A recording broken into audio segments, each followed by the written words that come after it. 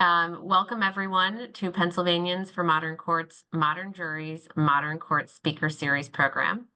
I'm Laura McNally. I'm a partner at Morgan Lewis and a member of the board of PMC. For those who don't know, PMC was established 35 years ago after a report from the Pennsylvania Judicial Reform Commission, appointed by Governor Casey, found an extremely low level of confidence in Pennsylvania's judicial system, arising from the election of judges and the corresponding conflicts from raising money. PMC was created to advocate for a number of judicial reforms, as well as on behalf of an independent judiciary. We also educate Pennsylvanians about our court system through a series of workshops, which we bring to community organizations, libraries, and school on a wide range of topics, from civics, court basics, as well as covering specific areas of law, like criminal law, landlord-tenant law, estate planning, and protection from abuse, all in order to help people be more comfortable in the courts and increase access to justice. We have a court watch program where we train observers of arraignments. And as this is a judicial election year, and in Pennsylvania we elect our judges, PMC hosts candidate forums to showcase the candidates and enable people to make informed decisions for judges. We also have increased our programming on the importance of an independent judiciary. Today is the first of PMC's four-part speaker series, which we hope will encourage more citizens to participate in our democracy and instill greater confidence in our judicial system. And I can see that there are a lot of people logged on who are there virtually, so we welcome all of you. Last year, PMC also organized an informational hearing for the Pennsylvania House Judiciary Committee on jury service, focusing on juror diversity, juror pay, and juror mental health. But that was just the tip of the iceberg. Through this speaker series, PMC aims to enhance community engagement and awareness of the critical role that jury duty plays in our justice system. We encourage you to join us in person or virtually for the entirety of the series, and we thank you very much for joining us today. I will now turn the program over to Debbie Gross, CEO of PMC, who will introduce our speaker and go over some details for those of you who might be interested in receiving CLE credit. Thanks so much. We'll need this to go down. Okay. And so this mic's working, not that one? Is that how we're doing? Okay. Okay. Hi. Sorry for the technical difficulties. Welcome. I'm Debbie Gross. I'm the CEO of Pennsylvanians for Modern Courts. First, for those of you who are online and wanting to get CLE credit, we have your email information. We will be sending you a forms to complete, and in the middle of the program, I will provide an alphanumeric code. You'll need to complete the sign-in sheet, the evaluation sheet, and the certification form, and then return it to PMC, and we will take care of your getting CLE credit. I want to thank Morgan Lewis for helping us with the CLE credit. I also want to say thank you for attending. Jury service is so important and near and dear to PMC's heart. When prior to my becoming CEO of Pennsylvanians for Modern Courts, with our previous CEOs, Lynn Marks and Maida Malone, PMC was very involved in the First Judicial District's Juror Participation Initiative Committee. It was back in 2017, so this is definitely a long-term project for PMC. In Pennsylvania, unfortunately, jurors get paid $9 a day. We are one of the lowest paying jurisdictions or states. It hasn't changed since 1957. In 1957, $9 a day was a good pay for jurors, but it hasn't changed. You know, in federal court, there is a $50 a day reimbursement. There are some reimbursement for travel. There's some reimbursement for hotels and food if you're beyond a certain number of miles. In California, there's a significantly larger payment for jury service if you show a financial hardship. While we would love people to just serve on juries because this is their civic duty, you know, we recognize that this can create financial hardships for many people. So we're here to just try to think about how we can make juror service more palatable, more friendly, and something that people want to go to and serve on. When you talk to people who have sat on juries, they'll tell you it was a really rewarding experience. And actually, our first speaker has spoken about jury service around the world, not just in the United States. She is a renowned expert on jury service. She is I'm going to get your official title. She is the founder of okay, where are my notes? I'm sorry. And director of the Justice John Paul Stevens Jury Center of the Illinois Tech Chicago Kent College of Law. And she has just recently issued a book called The Power of the Jury, or written a book, I guess, Transforming Citizens into Jurors. We are really excited that she is kicking off our 4-speaker jury series initiative. Our next one will be in June. Our third one will be in September. Wait a minute, hold on. Is in October. In the second one in June is in Pittsburgh. The third one in October is in Harrisburg. And our 4th speaker is virtual, although we may be trying to have a program in New York City. So I want to say thank you, Nancy, very much for joining us. I truly appreciate it. And I'm going to pass the microphone to Nancy. So is that one? Yeah.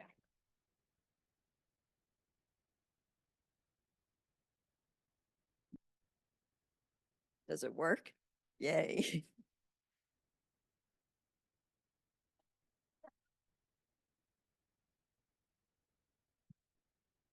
All right, great. Welcome, everybody. And I just want to thank the Pennsylvanians for Modern Courts for organizing this event and inviting me to speak at it. The title of my presentation is The Power of the Jury, Transforming Citizens into Jurors. And it's based on a book that I published in 2022. This is the book. And in my book, I focus on the American jury, and I describe how individual citizens who have subtle biases, as all people do, are nevertheless transformed into responsible jurors who work together to reach a unanimous and just verdict by the end of a trial. These citizens, who might be reluctant to serve initially, receive a summons and then enter a courtroom and begin to sense that their task will be out of the ordinary. Every stage of the jury process, including the summons that you receive in the mail, the voir dire, or the questioning of prospective jurors in open court, the judge's instructions, and the jury's deliberations, help citizens to assume their roles as jurors. These stages provide citizens with experiences that change their behavior and their understanding of their role so that they will be transformed into responsible jurors. Throughout the jury process, they move from individual to group considerations, and their post-verdict interview with the judge after the verdict has been reached and announced in open court and after their service has ended helps them to resume their lives as private citizens and to serve as ambassadors for the jury system. Thus, citizens do not have to know how to be a juror because every stage of the jury process will help transform them into jurors. So my thesis for today and in the book is, in a nutshell, jurors are made, not found. Polls and surveys, as Debbie mentioned, show that after jury service, jurors think more highly of the judiciary and the jury. In addition, their jury service remains with them for decades. So if you're ever at a cocktail party and at a loss for conversation, just ask people whether they have served on a jury. And if they have, they will usually be able to describe the experience in great detail, even after many years have passed.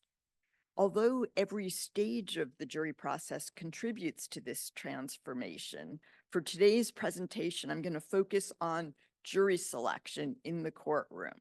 However, peremptory challenges, which I'll also discuss today, stand in the way of citizens' inclusion on particular juries. Peremptory challenges allow lawyers to remove a certain number of prospective jurors without giving any reason. So citizens who are removed by peremptory challenges lose the opportunity to serve as jurors. Didn't want to move yet. They lose the opportunity to serve as jurors and to contribute their perspectives and experiences to the deliberation. And as a result, the parties, the excluded jurors, and the larger community outside the courthouse loses the benefit of a diverse jury. So I want to set the stage for jury selection in the courtroom by describing how jury duty begins with a summons. This is the summons from Cook County, Illinois, where I am. And I argue that, or I recognize that the summons can evoke dread. No one is happy to receive a summons. Even I, who study the jury and teach about the jury and write about the jury, I'm not happy to receive the jury summons in the mail. It interrupts one's daily life, and it never seems to come at a good time. And researchers have found that the number one reason that citizens ignore their summons is that they feel they have no control over when they serve. When citizens do respond to their summons, they arrive at the courthouse, which can be a very forbidding building, though, as you'll see from this next slide, it doesn't have to be. It can be an inviting building. This is a photo of the Superior Court of Justice in Toronto, Canada, where I spent several months observing jury selections. In front of this courthouse, which is very unusual, is a sculpture called the Pillars of Justice. And it was done by Edwina Sandys, who's a granddaughter of Winston Churchill. And it shows 11 jurors. I don't know if you can see here. There's a space for the 12th juror. The 12th juror is missing. And the reason is we are all that 12th juror, right? The idea of the sculpture is that passersby will walk and see the sculpture and see the missing juror and think that they could be that 12th juror who would complete the jury. Very few courthouses have sculptures of juries or other work showing the jury or welcoming the jurors.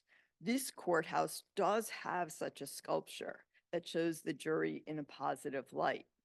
Another example, I'll start with the positives. Another example is the Federal District Courthouse in Seattle, Washington. And it has a 3-level mural showing the transformation of citizens into jurors. So this is at the ground level, and it's vast. And you see these prospective jurors, they're dressed in vibrant colors, and they're hard at work in their jobs, and they're paying attention to their work. They're very focused. They're all individuals.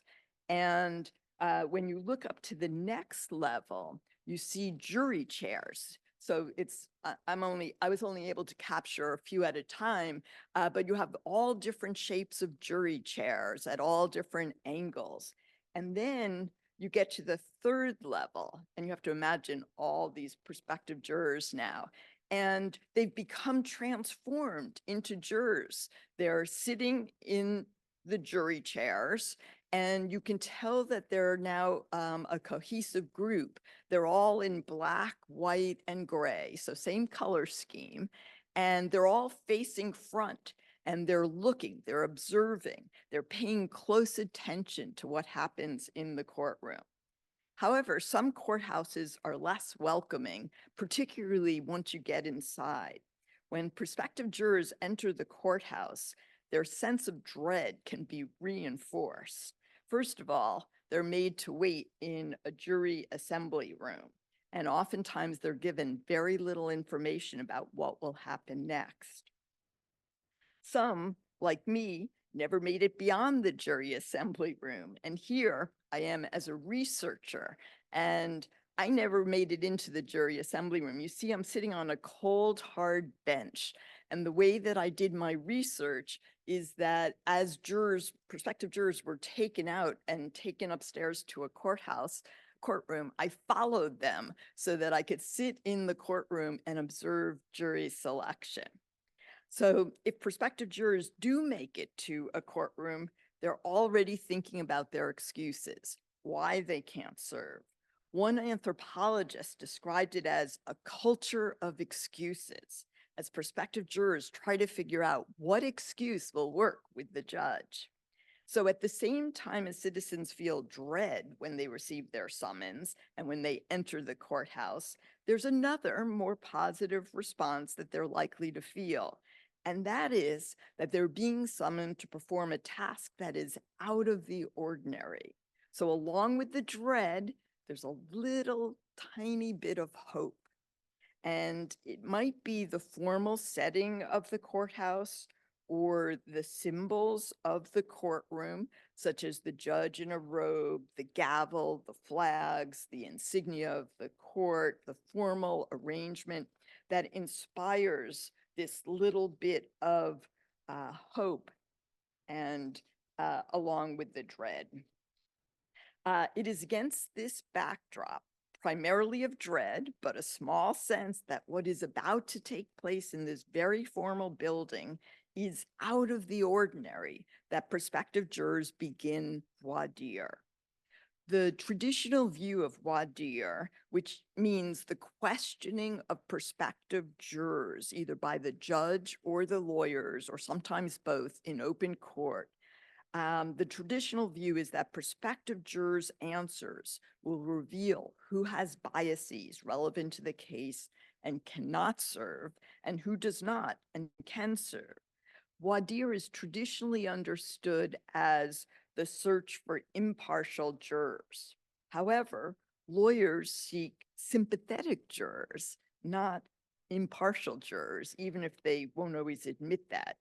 So the judge has to make sure that there's no obvious reason why the prospective juror cannot serve. And if there is an obvious reason, then the judge has to remove that prospective juror with what's called a for cause challenge. That means that the judge just gets to decide, and there has to be a reason that the judge announces in open court, and it goes on the record, and that decision can be appealed. There are several impediments to identifying more subtle forms than required for a for cause challenge, including that prospective jurors tend to give what's called the socially desirable answer. So if they're asked, can they be impartial? They'll say yes, because they know that's the right answer, even if they don't really mean it.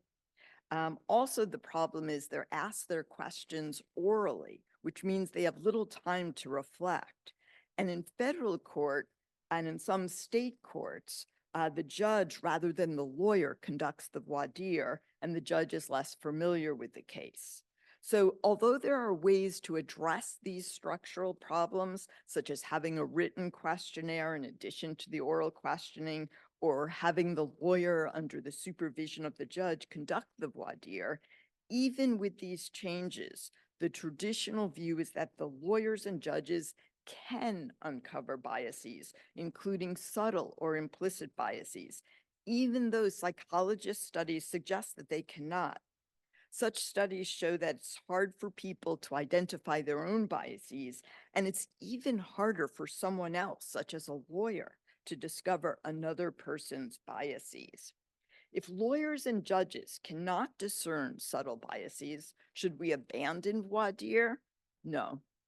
Voir dire needs to be recognized as serving a different purpose, which is helping citizens to assume their role as impartial jurors. So how does voir dire do this? According to my transformation view of voir dire, what's important is beginning the process of transforming citizens who are busy thinking about their excuses and why they can't serve into jurors who want to serve. From this perspective, what's important about voir dire are several features, all of which require a courtroom. So one important feature is that prospective jurors are seated together in the jury box. They sit together with each other in this box that, as you can see, there's a panel that separates them from everybody else in the courtroom. So they're together as a group, separated from everybody else. And that's really like a physical manifestation of the role that they're going to play. They're going to be together and be apart from everybody else. And they can observe everything going on in the courtroom, but they quickly realize that everybody else in the courtroom can observe them, and they become very aware of that. And they understand that they have to try hard, like the judge, not to show agreement or disagreement with anything that's said in the courtroom. They need to appear impassive so that they show that they are open-minded and impartial. Second, prospective jurors during voir dire are questioned orally as a group. And although this might not be the best way to elicit honest information from them, the group questioning is very important. Group voir dire gives the jurors a shared experience. It allows them to learn about each other, even if it's just basic background information, like one would learn about a person at a cocktail party. It allows them to start to feel comfortable with each other. Group questioning also allows the prospective jurors to hear each other say they can be impartial. So as they hear others say that they can be impartial, they start to think that, hey, maybe I too can be impartial. Group questioning also means that all prospective jurors have the same information about each other, such as that they've all said that they can be impartial, and they have the same information from the judge. So they're being treated as equals, which is how they have to learn to treat each other. And I think it's also important that the judge does the questioning, even though the lawyer might know more about the case, because it marks the start of the judge-jury relationship. The back and forth between judge and jury begins during voir dire, continues throughout the trial, and ends when the jury is dismissed, or in some courtrooms after the judge and jury meet for a post-verdict interview. During voir dire, the judge can help jurors understand their role. One of the questions the judge always asks is whether the prospective juror can be impartial. And this question can push the prospective juror to think beyond their personal concerns and to ask themselves whether they can serve. At some point during voir dire, prospective jurors begin to hope that they will be selected. Psychologists note that people have a tendency to maintain that they were present at a significant historical event, even when they were not, because they want to be part of history. The opportunity to be on a jury might work in a similar way. Those who are present in the courtroom during voir dire can almost feel the change when prospective jurors shift from wanting to be excused to wanting to serve. It's almost a palpable moment in the courtroom. So if you all go and sit and observe jury selection, you can sort of feel when that tide turns and people want to be on the jury. Plus, the prospective jurors who have been selected to serve on the jury stand and take an oath together. They say this oath before everyone in the courtroom. And as one former juror noted, quote, "The only other occasions on which such solemn undertakings as an oath are pronounced in public are weddings and christenings," end quote. So my argument is that voir dire is important, not for the reason the traditional view suggests, which is to weed out biased jurors, but because it helps citizens to be transformed into responsible jurors. And as responsible jurors, they will eventually become, they will be able to challenge each other's biases during deliberations, even if lawyers and judges cannot also discern the prospective jurors' biases. So voir dire facilitates this transformation so that citizens who wanted to be excused initially now want to serve. Or as one juror said, quote, I was suddenly rather keen to be on the jury, end quote. There are steps that judges can take to aid citizens in their transformation into jurors. One step is asking different questions. So judges should still ask prospective jurors questions about their background, but they should not attempt to uncover subtle biases. They should also provide more information about the roles of judges and the roles of juries and the challenge of judging. In addition, judges should identify useful behaviors for jurors to engage in, such as listening carefully, thinking critically, maintaining an impassive expression in the courtroom, and treating fellow jurors with respect. They should describe differences between the judge's role and the jury's role, as well as what the two roles have in common. A second step is judicial training. Judicial training programs for new judges should add a new section on fostering the judge-jury relationship. Many programs exist and teach substantive areas of the law to new judges, or case management or settlement techniques, but they need to teach judges to ask, if I were a juror, what would I want to know at this stage?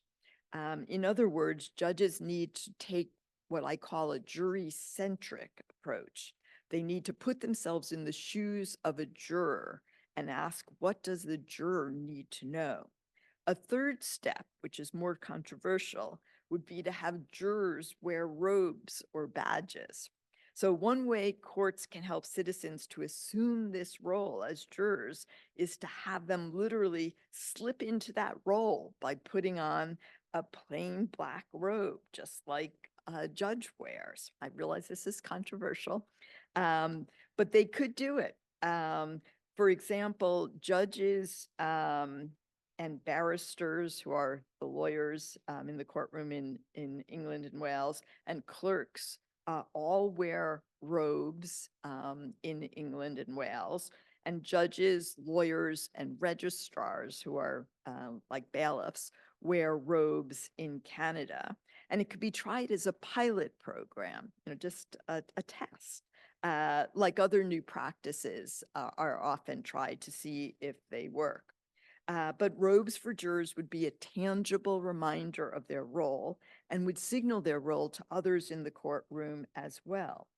Alternatively, they could wear a badge with juror on it and a court insignia. Like conference attendees often wear a badge. It's a way of fostering a sense of belonging to the group.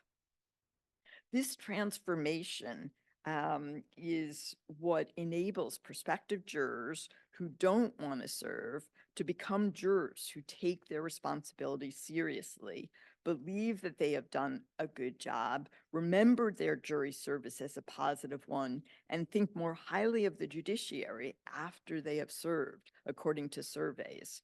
So although I've focused on the importance of voir dire in transforming citizens into jurors, this effort is not limited to voir dire. Indeed, every stage of the jury process that follows voir dire, including the instructions and deliberations, continues to develop this group sense among the jurors.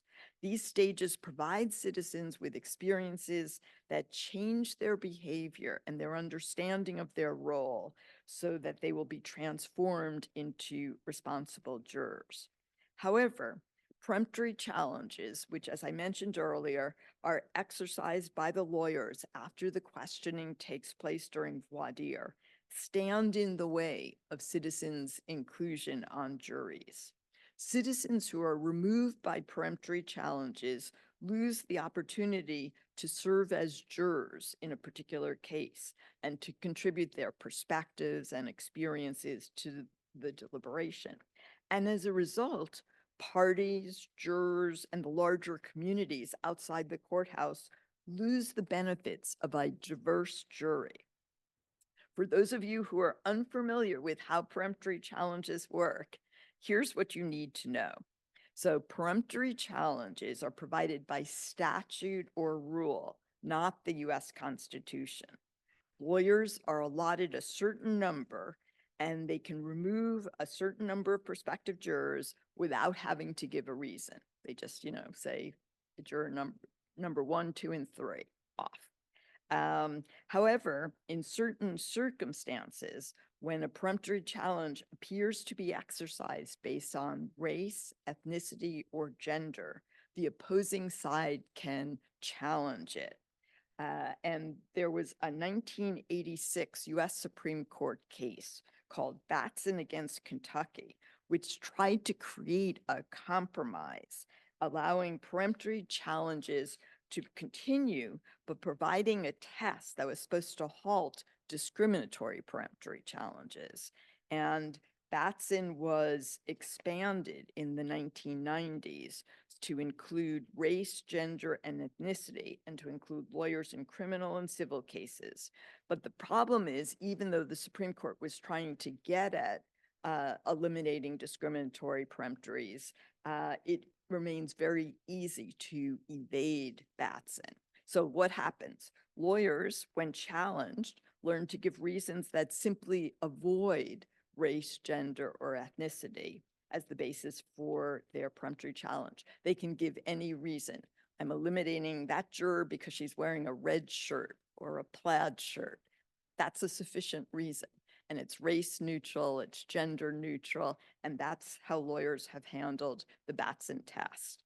And trial judges don't question lawyers' reasons if they appear to be race neutral on the surface. And the next level, the appellate courts, tend to defer to trial judges because trial judges see the lawyers and see the prospective jurors, whereas the appellate judges only see the record.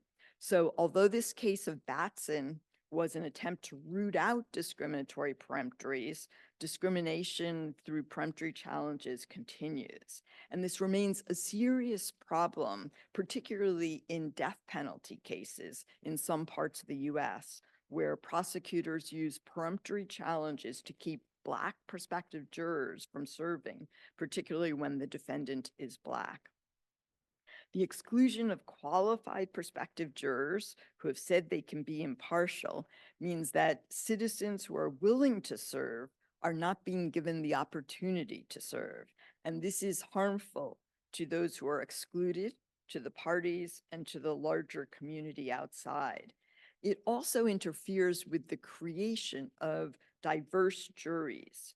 And diverse juries are needed because jurors with different perspectives, backgrounds, and experiences can then challenge each other's subtle biases and ensure a more robust deliberation. So the traditional view of peremptory challenges is they're supposed to ensure that jurors who are seated on the jury are impartial.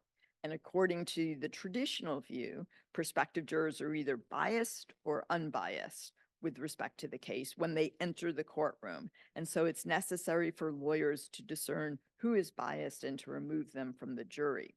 Trial lawyers defend peremptory challenges because they say it gives them control over who is seated on the jury. It allows lawyers who think they're good at spotting unfavorable prospective jurors to get rid of them. And it reassures criminal defendants that they won't be tried by jurors about whom they have misgivings. And it allows lawyers to remove a prospective juror that the judge has declined to remove with a for-cause challenge. However, peremptory challenges fail to accomplish their traditional purpose because lawyers think they can identify prospective jurors with hidden biases, even though they cannot do so. Biases, as I mentioned before, are hard for individuals to recognize in themselves, and they're even harder for a person to recognize in another person. It's all too easy for prospective jurors to give what psychologists describe as socially acceptable answers in response to questions about whether prospective jurors can be impartial. Thus, it's difficult to discover who holds biases, particularly the more subtle implicit biases about which people are unaware. In addition, lawyers might have their own biases, which they might or might not recognize, and they might be exercising their peremptory challenges based on those biases. When peremptory challenges are exercised based on race, gender, or ethnicity, it leaves those targeted prospective jurors feeling that they've been kept from the jury for impermissible reasons.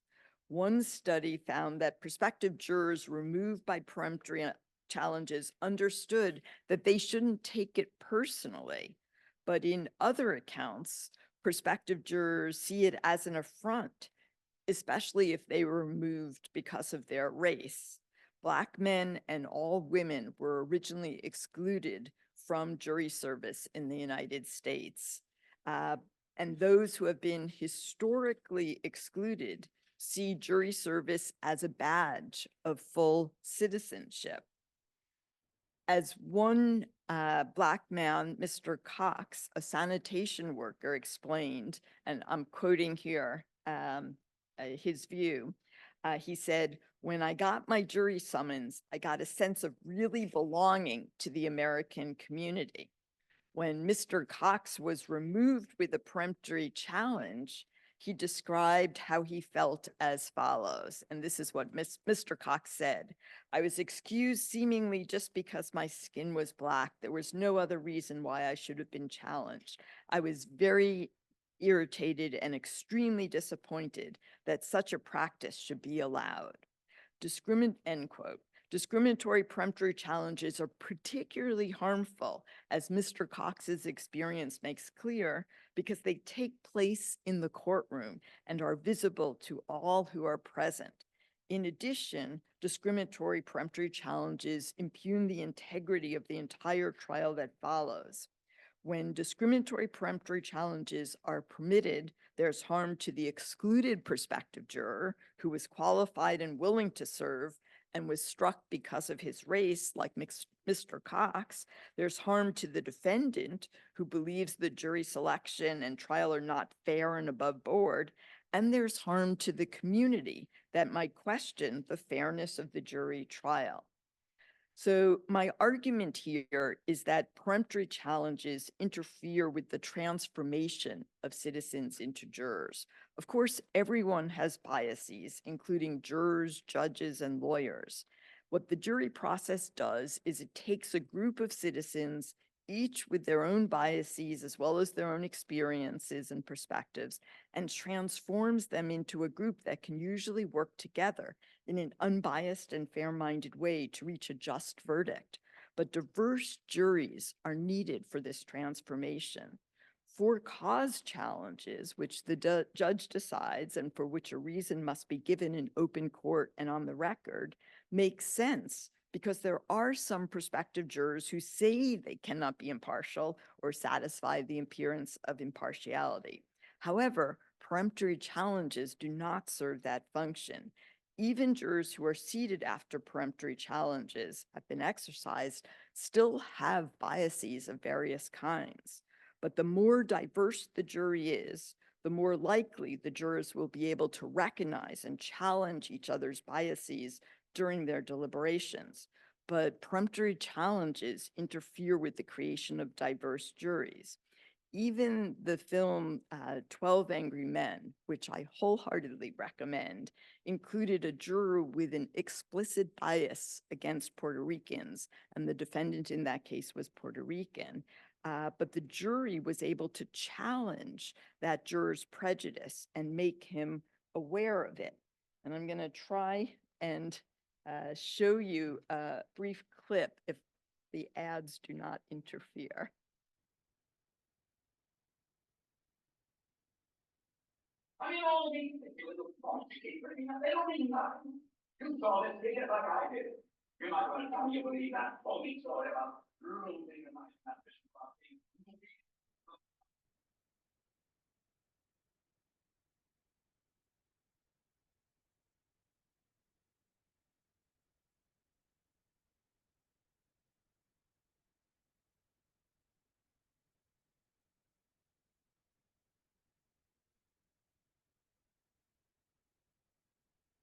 So there's one juror who's prejudiced against Puerto Ricans, and he has all sorts of stereotypes in mind. And what you see is that the jury challenges him on that.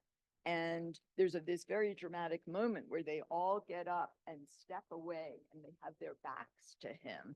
And then Henry Fonda, who's really the star of this movie, gets to say that, prejudice really interferes with judgment and you have to leave that behind.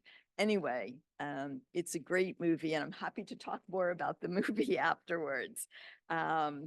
But what's important here is that the jury is able to deal with prejudice, and you get to see it in a fictional account as well.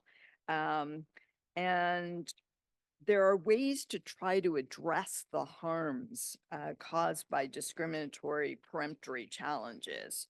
And one approach is to limit the number of peremptory challenges, such as allowing just 3 per side. And admittedly, a smaller number of peremptory challenges would mean they were doing less harm. But the problem is they would still do some harm. And the US Supreme Court has said that the exercise of even one discriminatory peremptory is unconstitutional. Alternatively, the US Supreme Court could try to make that Batson test more effective, but in fact, it's gone in the opposite direction of making it less effective. Some states in the US are taking action. Maybe this is something Pennsylvania could do. Washington and California are experimenting with a more objective Batson test. But it remains to be seen if lawyers will still find a way around that test. Arizona became the first and so far the only state to eliminate peremptory challenges in civil and criminal cases. And they did that effective January 1st, 2022. So it's a little too soon to know how it's working, but researchers are studying it. Back in 1986, when, we still don't have my Zoom pictures, you would have seen a portrait of Justice Thurgood Marshall, and he wrote in Batson, the only way to eliminate discriminatory peremptory challenges is to eliminate all peremptory challenges. And I have to agree with Justice Marshall. We can also look to what's going on elsewhere in the world. In Western Europe, a number of countries have eliminated peremptory challenges. England and Wales did so in 1989, so that their juries would be more representative. And jury selection in England and Wales proceeds very quickly now without peremptory challenges. And the jury that's impaneled is usually quite diverse. According to one study that was done at the request of the Ministry of Justice, respondents believe jury trials in England and Wales are fair and that they're fair for defendants who are members of minority groups. Most recently, Canada joined England and Wales and eliminated peremptory challenges in serious federal crimes. And the bill came about after a former Canadian Supreme Court justice was asked to undertake a study and write a report on whether Canadian trials were fair, including for Indigenous people. And the catalyst for the study was a trial of a white criminal defendant who was charged with the murder of an Indigenous person and who was acquitted by a jury that contained no Indigenous people after the exercise of peremptory challenges, even though Indigenous people made up a large portion of that community. The Supreme Court of Canada upheld the constitutionality of the elimination of peremptory challenges. And as I alluded to earlier, I spent 2 semesters in Toronto observing jury selection at the Superior Court of Justice. And lawyers and judges seem to have adjusted to jury selection without peremptory challenges. Some judges made sure to discuss each prospective juror with the lawyers after the prospective juror had answered questions about hardship excuses and for cause challenges. So the lawyers still provide their input, but lawyers must give reasons to the judge about why a prospective juror should be removed, and the judge had to be persuaded. Admittedly, for cause challenge can still keep prospective jurors from sitting on a jury. In Canada, there are only a limited number of bases for a challenge for cause, and they're provided by statute. In the US, the bases for cause challenge are provided by Supreme Court case law, so there's greater judicial discretion. However, a trial judge in the US still has to give reasons in open court and on the record, and his or her decision is still subject to appeal. I believe that for cause challenges still play an important role in jury selection because there needs to be some way to remove prospective jurors who say that they cannot be impartial or who do not satisfy the appearance of impartiality.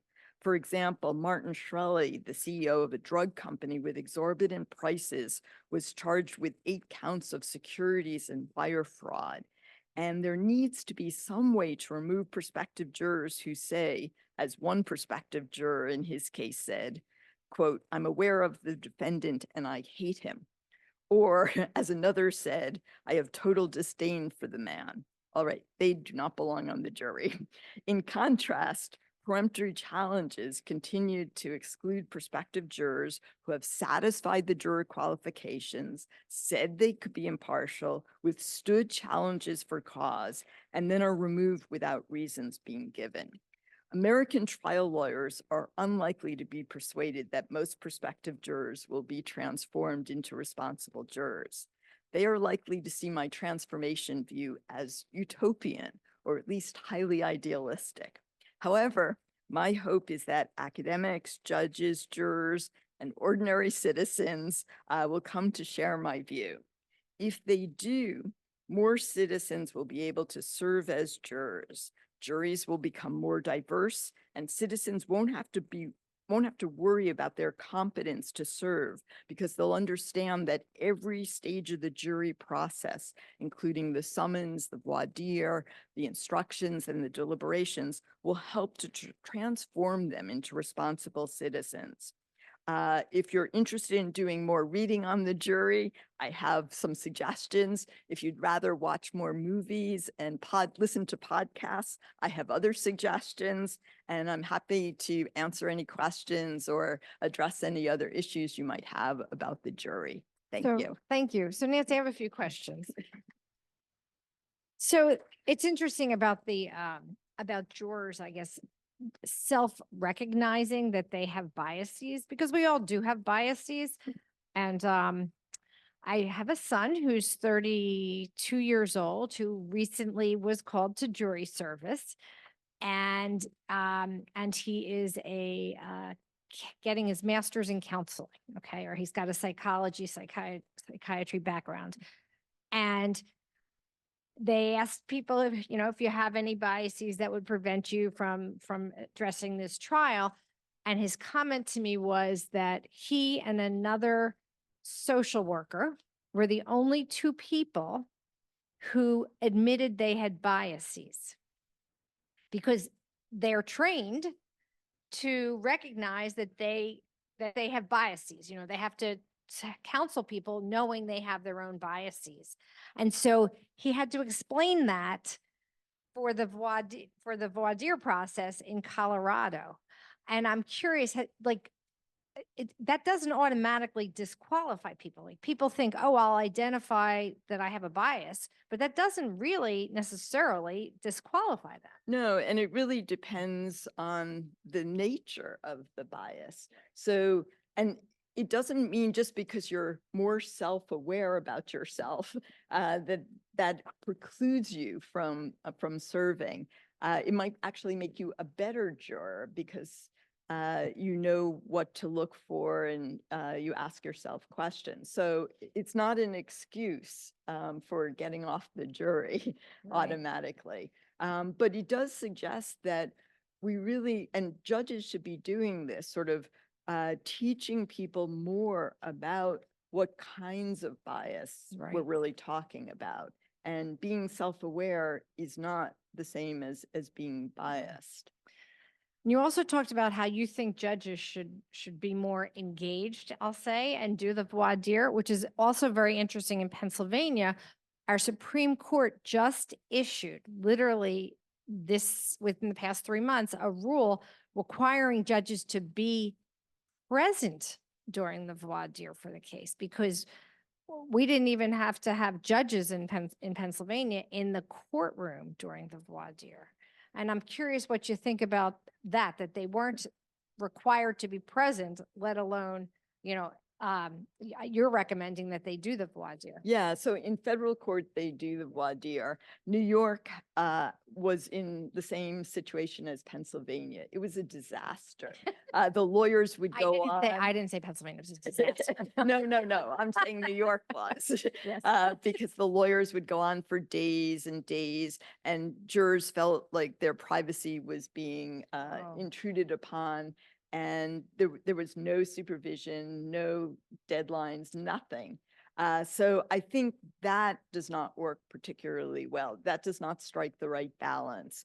I think that judges, it's important for judges to do the voir dire. I realize that that's a change in some states, but what it does is it makes the judge, it helps the judge to establish a connection with the jury that I think is really important throughout the whole trial. And it also moves things along a little bit because judges tend to have that priority. And that's something that jurors really do care about. They want their time to be respected, and lawyers don't always want to do that. But I think that's a compromise, at least, if you're going to have the lawyers do the voir dire, at least have the judges be there. It's interesting. There's also, along with respecting jurors, it's also there's also this part about showing appreciation for jurors, which isn't done often enough, is the only way to say it. And there was a report recently by COSA talking about that, and I don't know if you've gone around and when you've seen all these various jury voir dires and situations, have you encountered any courts that actually do like a juror appreciation at the end of a jury, or a conversation with the, acknowledging how much time that they've spent and taken, but yet it's been very important to our democracy? Yeah, it is so important. And it's not something that like Juror Appreciation Week can make up for, as some courts have. It is so important.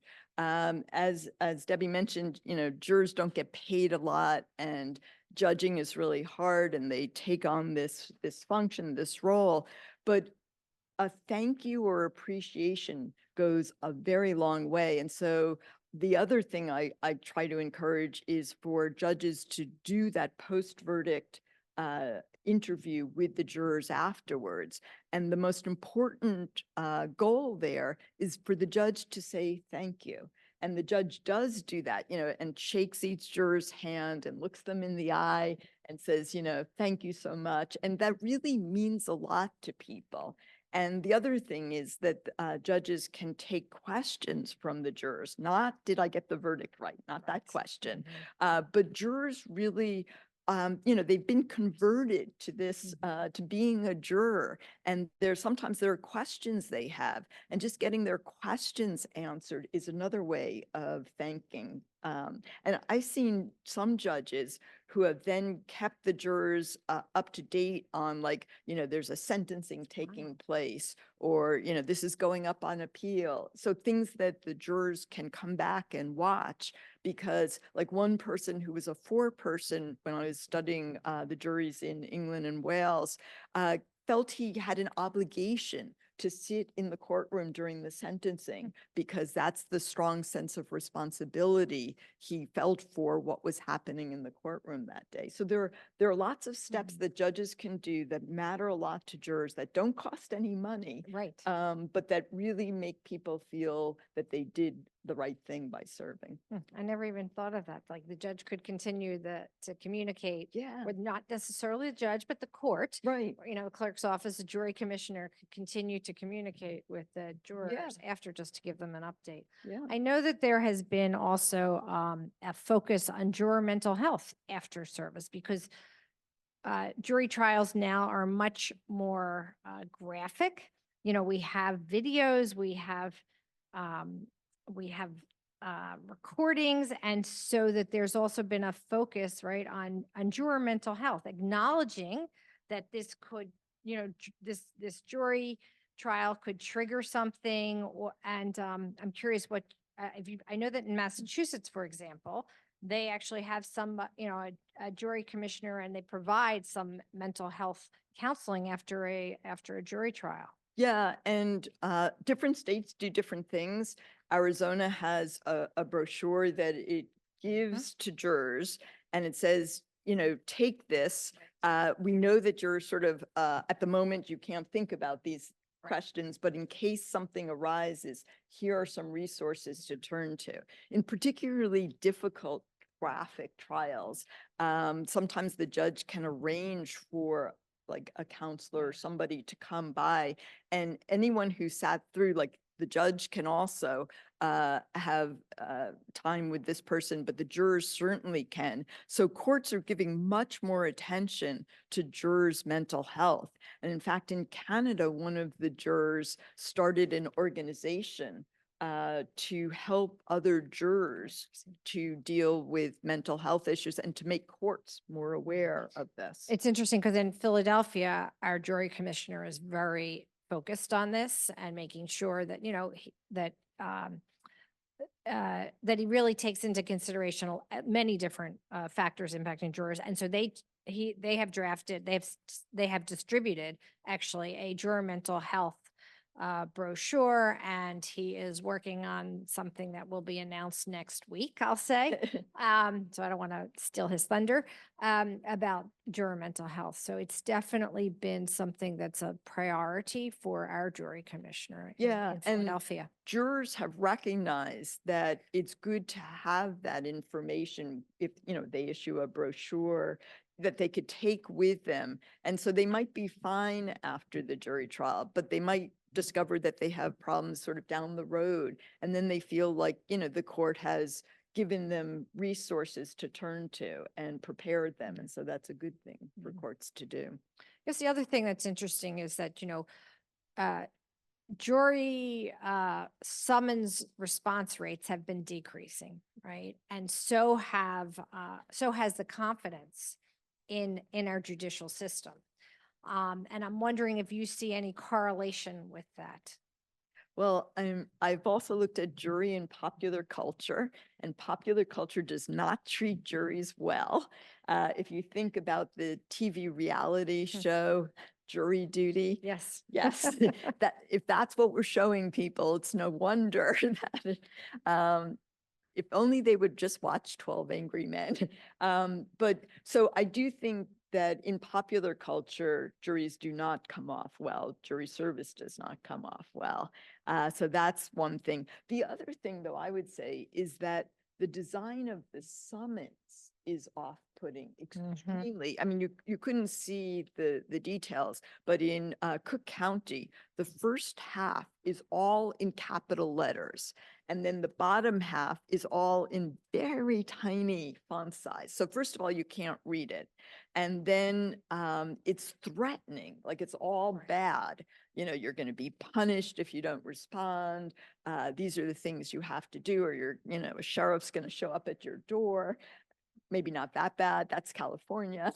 But so the tone is one of negativity and punishment, and it's unnecessary. I mean, if airlines can make their safety video much more enticing, I think that courts can make their summons much less threatening. And some courts are doing It's interesting you say that because PMC, in collaboration with Committee of 70 and CEBA and the United States District Court for the Eastern District of Pennsylvania, are working, have prepared a new brochure that's more enticing in collaboration also with a marketing firm that, that's going to go in the packet that when somebody gets a summons. So it sort of explains it a little better because federal court does have this form of summons, right? But this way there's a brochure that's a little more welcoming. And Connecticut has been thinking about it also. They thought about, like, if it comes from, the Chief Justice of the Connecticut Supreme Court, so it's a person, not just some anonymous, court system, Yeah. that can be more welcoming. And there are just ways I've had students write papers on how to redesign the summons, taking into account what they think is really important, like images and what color it's in. And, that we don't give it any thought, Right. or very little thought. And we're now a society that is more social media and image focused, I'll say, as opposed to word focused, right? Right. And so when the jury summons was, originally conceived, it was more word focused, right? And it went by mail, and people don't even receive mail anymore, Right. So there's a lot of factors that need to make it more welcoming. And that goes back to your response point earlier.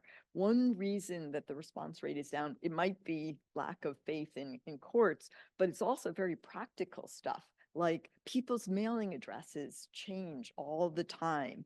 And some of the sources for mailing addresses don't get updated, from, let's say, if it's voter registration, it takes a while. And so it could be, and we are becoming an increasingly more mobile society. So you have something like mailing addresses. So that's one reason people aren't responding. They've moved. Right. Are there any questions from the Zoom?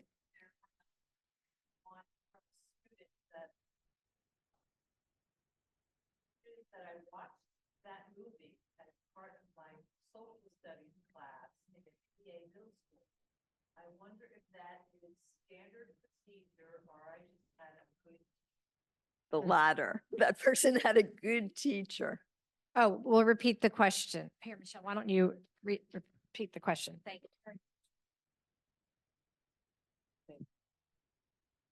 So one of the questions on the chat is, I watched that movie as part of my social studies class in a PA middle school.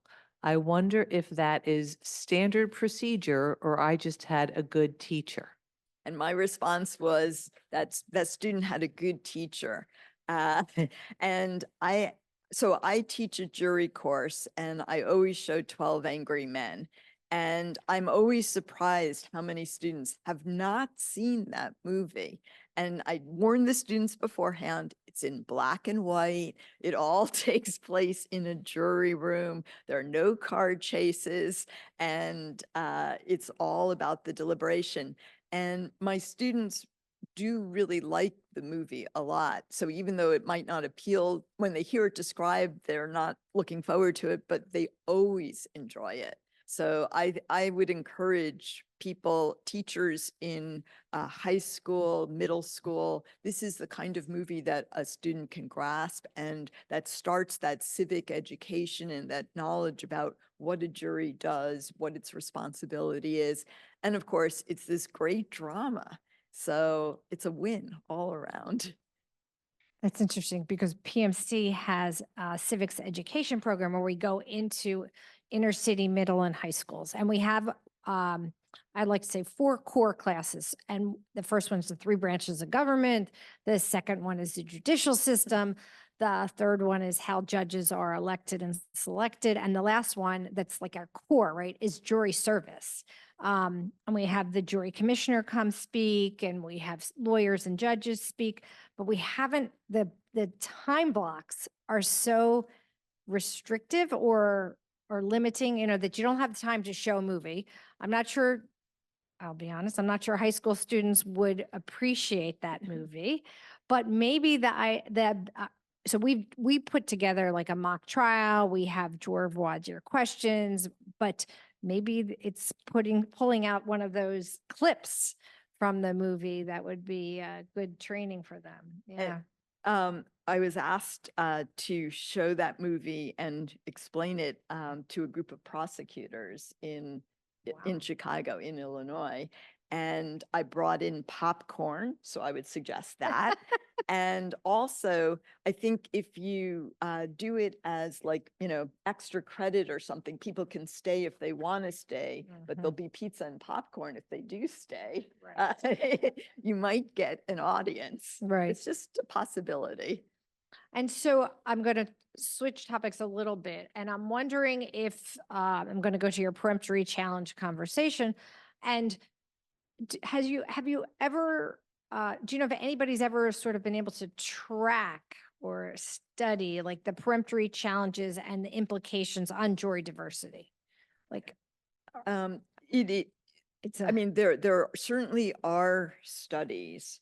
And I guess what I would say is peremptory challenges, particularly in the death penalty Yeah. context, really affect the diversity of the jury. Mhm. And there have been a number of empirical studies. I would say that in the more general cases, criminal cases, what they found is that the lack of diversity really begins, as we were talking about, with who shows up. And so the Right. responses, if you have certain communities either not getting their summons or ignoring their summons, that skews things from the get-go. Right. And then as you go along, like with hardship excuses, you know, that's again a systemic thing. So that also contributes to Mhm. lack of diversity. But the thing about the peremptory challenge, so I do think they've shown that all of these things contribute, and peremptories might not do the most harm, except in the capital case. But the difference is you see it in the courtroom. Everybody is there. One moment, the prospective jurors are a diverse group of people. The next moment, the jury is, you know, largely white. And so that's just so graphic that even if the other things are important contributing factors, you look around, there's a podcast that was done by Radiolab in New York, and the journalist went down to Kentucky and interviewed Mr. Batson of the Batson test and the prosecutor and some of the other people involved in that case. And Batson, the criminal defendant, has this great moment in the podcast where he says, you know, he looked around after the prosecutor had used his peremptories to remove all the blacks on in the pool. And he looked around. The judge was white. The seated jurors were white. The prosecutor was white. He was the only Black person in that courtroom. And he told his lawyer, object to the way the prosecutor had exercised his peremptories. And his lawyer said, I can't object. I have no basis to object. And Mr. Batson said, object anyway. Wow. I love that A moment. non-lawyer, right? A non-lawyer. Telling his lawyer. That's right. Right. This Yes. just feels wrong. And the case made it all the way up to the Supreme Court. And this was the first case in which the court really addressed discriminatory peremptories. Yes.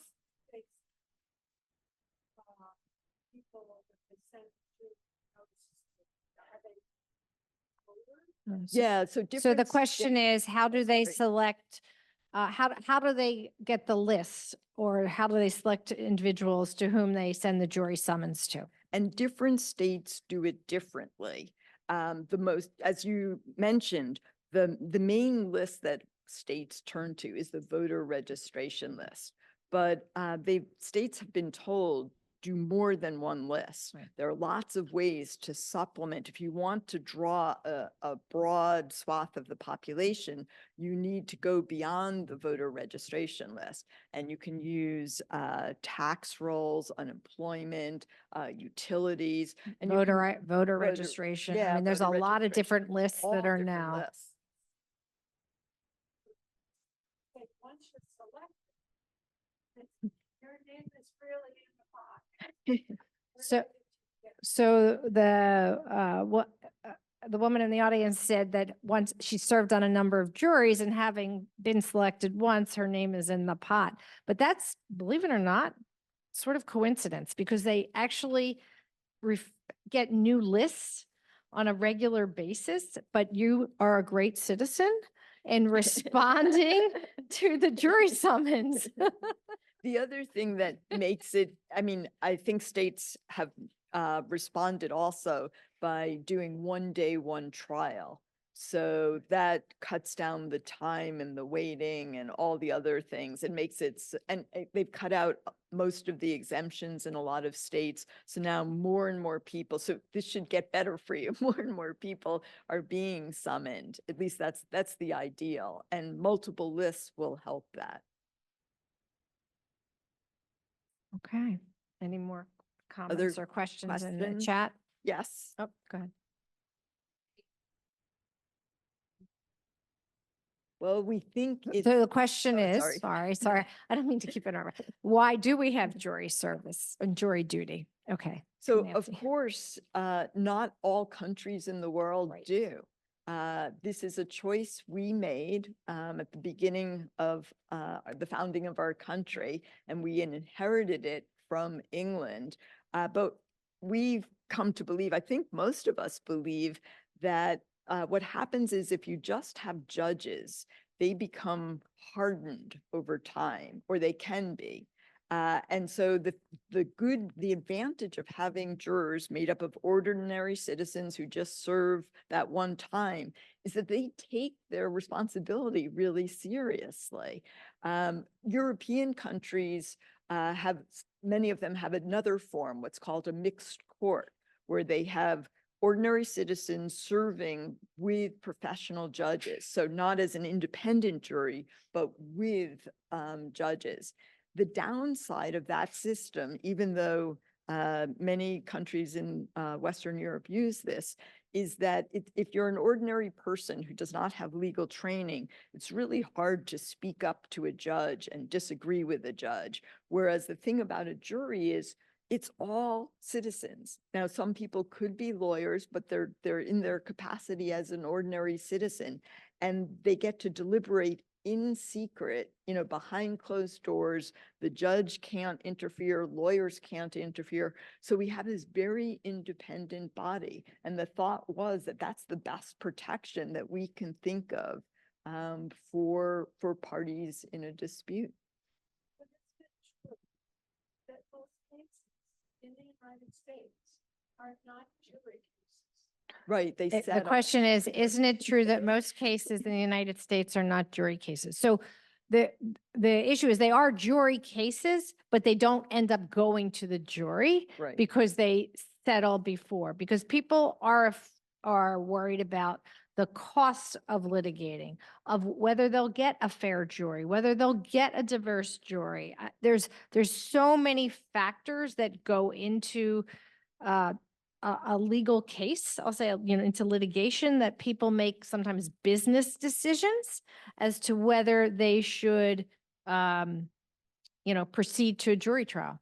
The other thing I would say, I mean, I obviously want more jury trials, not fewer.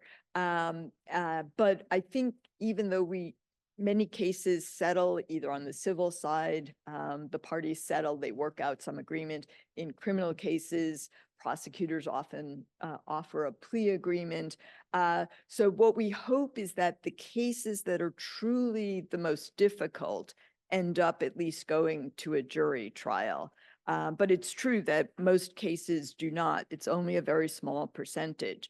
But I will say, in defense of the very small number, that many of these cases that go to jury trial receive a lot of attention, so that they play a much larger role even in our sort of public psyche. We read about them, we follow them, that even though it's small in number, they end up being very important cases. Okay. There was a question. Well, I was going to say, vegan. It's like, quite a few people seem to feel that they're going to go the jury route. They're going to get punished more.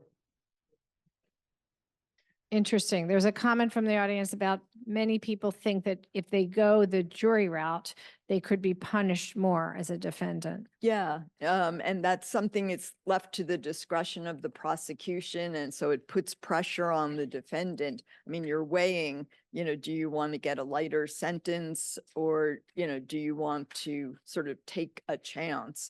And so you're right. I mean, sort of the pressures are against a jury trial.